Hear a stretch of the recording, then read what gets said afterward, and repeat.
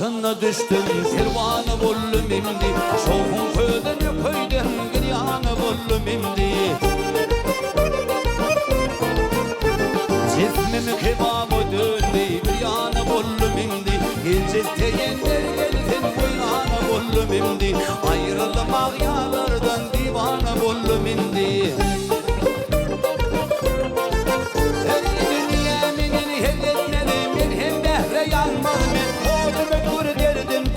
Hoşvak bulup gülmedim elini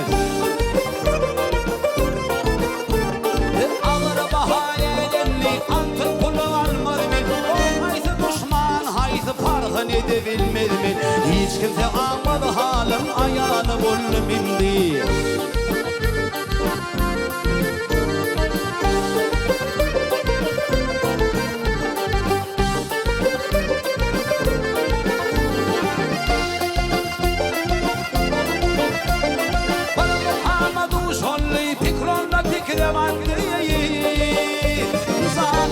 Zanan bolluyu huzundan gidip yattı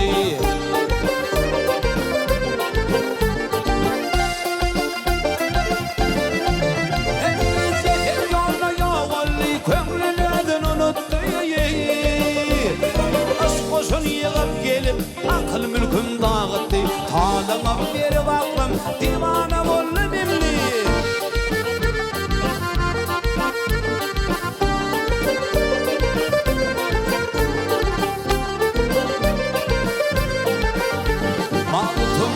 her zaman neyleyin munnu bir yan Dikir pansığına battım çıkabilmen men bir yan Öğrü haratin turak Öğlümün şehri buyuran Zazet ettin akıldan ayrılıp kalı buryan İş gelip başa düştü merdana buldum imdi Ömrü haratin turak Öğlümün şehri buyuran Zazet ettin akıldan ayrılıp kalı buryan